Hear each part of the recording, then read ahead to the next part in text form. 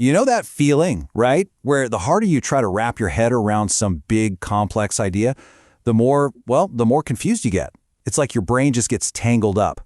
Today, we're going to talk about a totally different path to wisdom. One that, and this is going to sound strange, involves letting go of the need to understand in the first place. It's a wild concept that kind of flips everything we think we know about learning on its head. So let's get into it. So here it is, the big question for our explainer today. To truly know something, do you have to stop trying to understand it? I know, it sounds completely backward, doesn't it? But stick with me, because this paradox, it holds the key to a really profound way of seeing the world, and it challenges some of our most basic assumptions about how our minds work. So how can our own brain, our analytical mind, the very thing we rely on most, actually become a trap? Well, think about it. The second you ask, okay, what does this mean? You immediately start putting labels on things. This is good, this is bad. This is right, that's wrong. And all these judgments, they create these little mental boxes that we get stuck in. It's like a thick fog just rolls into your mind and you can't see the path to real insight anymore. And this, right here, this breaks it down perfectly. On one side, you've got reading for information. That's our default setting, right? We analyze, we question, we try to collect data. And sure, we get facts, but we also get all that mental clutter, all that attachment. But then, look at the other side. Reading for insight. The goal here isn't just to get it. The goal is a pure mind. And the method? Pure, simple repetition. The result isn't just data points, it's clarity. It's actual wisdom. It's a whole different ballgame. Okay, so what's the antidote to this analytical trap we all fall into? Well, the method it's almost shockingly simple. You just take a text and you read it from the beginning to the end. And this is the absolute key. You don't try to figure out what it means. Not at all. Your only job is to focus on each and every word. That's it. And then you do it again and again. We're talking thousands, maybe even tens of thousands of times.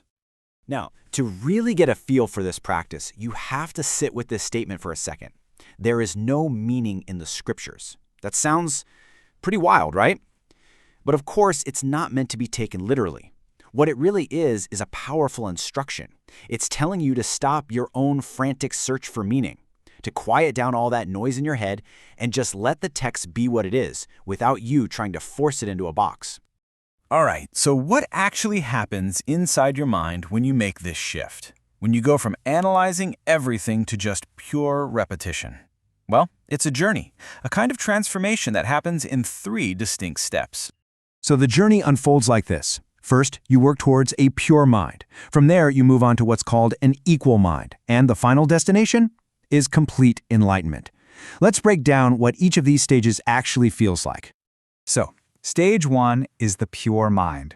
I love this analogy. Think of all that endless repetition as just water, and it's slowly, patiently washing away all the dust, all of our judgments, our biases, our old ideas. Eventually, your mind becomes like a perfectly clean, empty mirror. It's in that state of real clarity that a deeper, more intuitive kind of wisdom can finally start to show up. Okay, so once the mirror is clean, what's next? That's the equal mind. See, if the pure mind is about wiping the slate clean, the equal mind is about breaking the habit of drawing lines on it in the first place. That constant need we have to categorize everything. Good versus bad, this versus that, me versus you, it just dissolves. You start to see things simply as they are, without all that extra baggage. And that brings us to the final stage, the big one, enlightenment. Now, this isn't something you build up to slowly, like stacking bricks one by one. It's described more like a sudden awakening. It's that classic aha moment where all the scattered pieces of the puzzle just, bam, they all click into place at once, and everything makes sense. And that sudden awakening leads to this really profound truth. When one thing becomes clear, everything becomes clear. It means that once you truly deeply grasp the essence of just one single thing, you suddenly see the underlying patterns that connect everything else. It's like finding a master key that doesn't just open one door, it unlocks the whole building. So after all this, what's the ultimate payoff? Why do it? Well, your entire relationship with knowledge just fundamentally changes. You're not just a container anymore, trying to fill yourself up with facts from the outside. Instead, your own mind becomes a source of wisdom. It becomes an instrument that can perceive the true essence of any new thing it encounters, directly. And that kind of leaves us with a final question to chew on.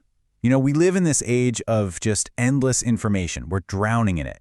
So maybe, just maybe, true wisdom isn't about how much we can add to our brains, but about how much we're willing to let go of, starting with that nagging need to understand everything all the time. Something to think about. Thanks for tuning in.